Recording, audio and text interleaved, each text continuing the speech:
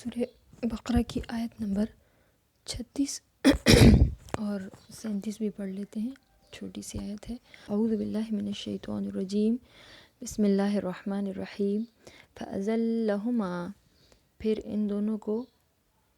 پھسلایا یا بہلایا، الشیطانو، شیطان نے، عنہا اس سے یعنی جنت سے، فَأَخْرَجَهُمَا، پھر انہیں نکلوایا اس جنت سے، مما، اس سے جو، کان فیہ، وہ دونوں تھے اس میں، فیہ، وہ دونوں میں، اس میں، وَقُلْنَا، اور ہم نے کہا،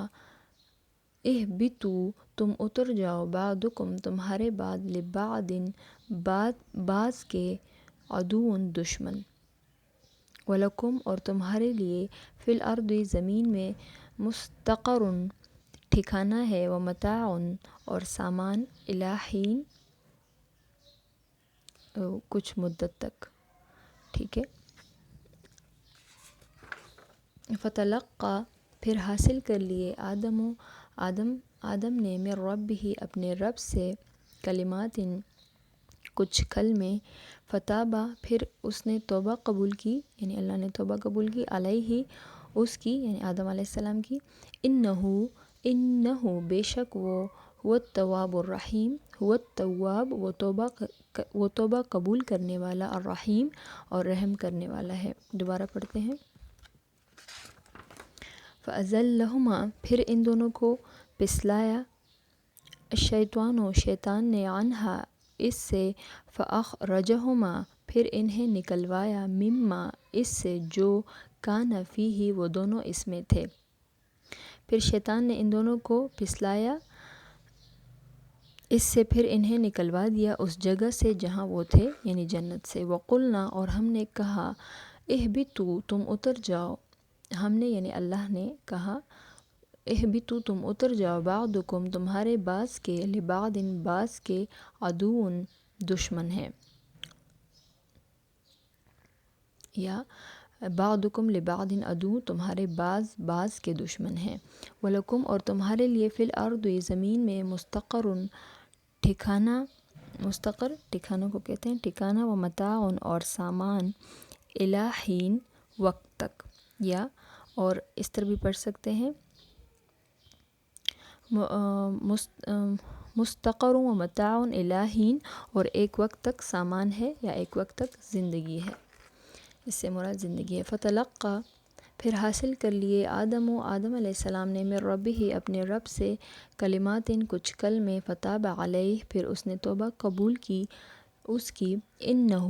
بے شک وہ، هو التواب الرحیم، وہ توبہ کرنے والا اور توبہ قبول کرنے والا اور رحم کرنے والا ہے۔ اب جب اللہ نے منع فرمایا آدم علیہ السلام اور ان کی زوجہ کو کہ اس درخت کے پھل کے پاس نہیں جانا، اس کو نہیں کھانا، لیکن شیطان، یہاں پر شیطان نے ان دونوں کو بہلایا اور ان دونوں نے وہ پھل، وہ درخت کا جو پھل تھا وہ کھا لیا۔ پھر اللہ نے فرمایا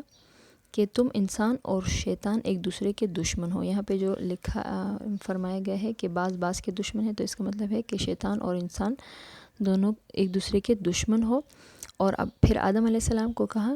کہ یہاں سے، جنت سے چلے جاؤ۔ آدم علیہ السلام جو کہ معصوم تھے، ان کو اسی وقت احساس ہو گیا کہ ان سے گناہ ہوا ہے، غلطی ہوئی ہے، تو اللہ کی نافرمانی کی ہے۔ اب اس کی آدم علیہ السلام کے دل میں یہ خواہش پیدا ہوئی کہ اپنے رب سے کیسے معافی مانگے، تو اللہ تو دلوں کے حال جانتا ہے، تو اللہ کو آدم علیہ السلام پر رحم آیا اور ان کو کچھ کلمات سکھائے، جس سے اللہ نے ان کی توبہ قبول فرمائی۔ اب شیطان کا کام یہی ہے کہ انسان کو اسی طرح اس کے اعمال خوبصورت کر کے دکھاتا ہے کہ تم تو اتنی عبادت کرتے ہو، اتنی نمازیں پڑھتے ہو، اگر ایک دو گناہ بھی کر لیے تو اتنے زیادہ عبادت میں، چھوٹے گناہ سے کچھ نہیں ہوگا، اور اللہ تو ویسے بھی معاف کرنے والا ہے۔ تو یہ بات غلط ہے، اور اس طرح کا خیال اکثر ہمارے ذہن میں آتا ہے، یہ شیطان ہمارے ذہن میں ڈالتا ہے۔ اس نیت سے کوئی گناہ کرنا، اسراف کرنا، غیبت کرنا، ایک دو گالیاں دے دینا، کسی کا حق لینا اور کسی کو ناپسند کرنا، غصے پر قابو نہ کرنا، چھوٹا سا جھوٹ بولنا، کسی کا غلط کام میں تھوڑا سا ساتھ دینا کہ خیر ہے، اللہ تو ویسے بھی بڑا رحیم ہے، وہ معاف کر دے گا، تو اللہ ایسے گناہ کبھی بھی معاف نہیں کرتا۔ اللہ مجھے اور آپ سب کو شیطان کے وسوسوں اور غلط ارادوں سے محفوظ رکھے۔ وآخر الدعوانا الحمدللہ رب العالمین۔